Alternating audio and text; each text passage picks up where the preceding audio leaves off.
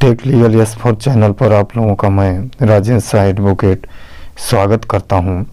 साथियों, बहुत बड़ी गुड न्यूज़ निकल के आ रही है। साथियों, जब 30 जनवरी 2023 को Sahara credit cooperative society versus union of India Delhi high court में सुनवाई के लिए नियत था, तो उस प्रकरण में union of India and central registrar of India ने रिक्वेस्ट किया था कि हम लोगों को ट्रांसफ़र पिटीशन लगाना है, इसलिए आज की सुनवाई मुलतवी कर दी जाए। और ये ट्रांसफ़र पिटीशन लगाने का बाद सहारा क्रेडिट कोऑपरेटिव यानी दोनों पक्ष कर रहे थे। तो उस समय क्या हुआ था कि 30 जनवरी को दिल्ली हाई कोर्ट ने उक्त प्रकरण की सुनवाई को स्थगित कर दिया था और उसमें डेट जो नियत किया गया था वो 12 अप्रैल नियत कर दी गई थी। लेकिन अब ऐसा लगता है कि सरकार जो कुंभकर्ण की नींद सो रही थी, अब सरकार अलर्ट मोड में आ गई है। ऐसा मैं क्यों कह रहा हूं? क्योंकि union of India and central registrar of India यानी CRC ये दोनों मिलके ये ट्रांसफ़र पिटीशन माननीय सुप्रीम कोर्ट में 9 फरवरी को फाइल किए।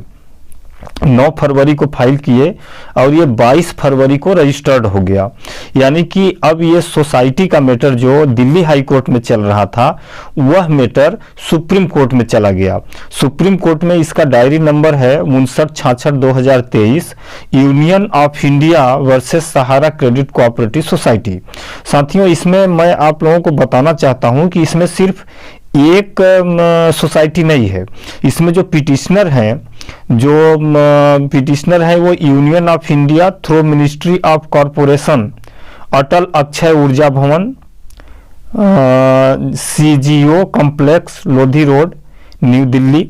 और दूसरा जो इसमें पक्षकार है central registrar of cooperative society, central registrar of cooperative society office central registrar of cooperative society ministry of corporation Atal Akshay Urja Bhawan CGO complex Lodhi road new Delhi.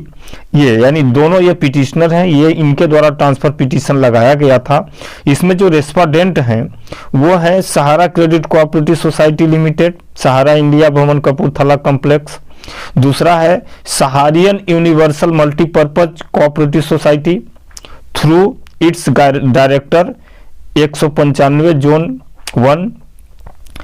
तीसरा है इसमें हमारा इंडिया क्रेडिट कोऑपरेटिव सोसाइटी और चौथा है स्टार मल्टीपर्पज कोऑपरेटिव सोसाइटी।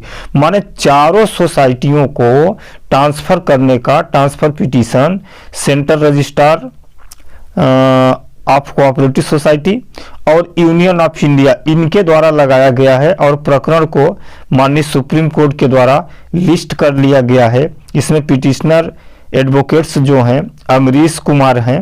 अभी तक इसमें उपस्थिति कोऑपरेटिव सोसाइटी की ओर से नहीं हुई है और न ही किसी प्रकार का इसमें नोटिस जारी हुआ है और न ही इसमें किसी तरह का आदेश जारी हुआ है।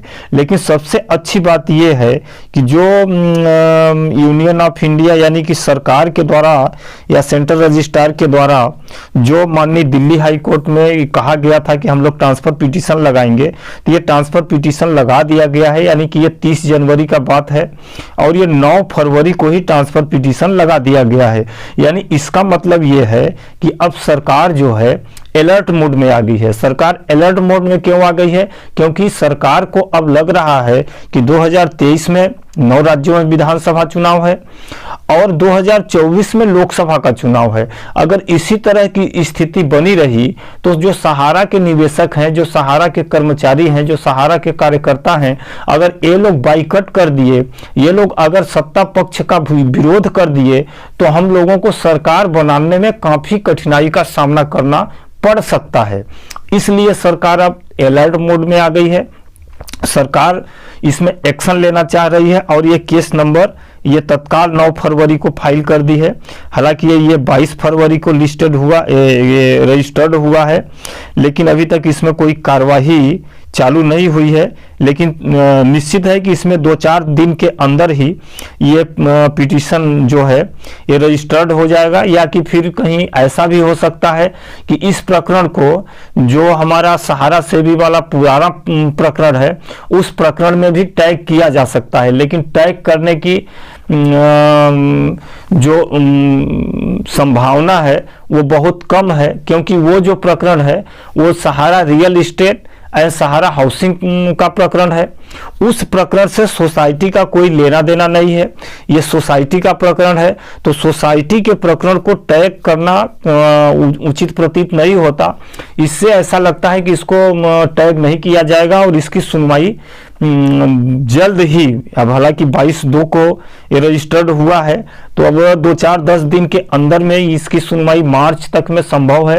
अब मार्च तक में अब देखते हैं कि इन चारों सोसाइटियों क्या भुगतान के मैटर को लेकर क्या कहना है। अब चूंकि भुगतान के लिए इसमें CRC और यूनियन ऑफ इंडिया मार्गदर्शन सुप्रीम कोर्ट से चाह रही है कि भाई इनका जो पैसा है, इनका पैसा ऑलरेडी कहीं ना कहीं सहारा रियल इस्टेट और सहारा हाउसिंग में जमा है, और इनका पैसा चूंकि रियल इस्टेट और हाउसिंग का पैसा कन्वर्ट करके इन सोसाइटियों में जमा कर दिया गया, और इन सोसाइटियों का पैसा कहीं ना कहीं सेवी के पास जमा कर दिया गया, यानी एक दूसरे से मामला ये कनेक्टेड है। अब देखते हैं इस मैटर पर क्या माननीय सुप्रीम कोर्ट अपना डायरेक्शन देती है, क्या इसमें जजमेंट देती है। जैसे ही ये प्रकरण लिस्ट होगा, मैं आप लोगों को अपने चैनल पर इसके बारे में अवगत कराता रहूँगा। कृपया अगर वीडियो अच्छी लगी हो तो लाइक करें, और अगर हमारे चैनल पर नए हो तो सब्सक्राइब कर लें। मैं सहारा के बारे में, इसके अलावा मैं कानूनी संबंधित जानकारियां, हाई कोर्ट का जो नए नए टेक्निक्स हैं उनके बारे में, तथा नए जजमेंट के बारे में, जो महत्वपूर्ण लैंडमार्क जजमेंट हैं उनके बारे में बताता रहता हूं। तो मुझे आज आज्ञा दीजिए। नमस्कार। अगले अपडेट्स के लिए मैं आप पुनः हाजिर होऊंगा। नमस्कार।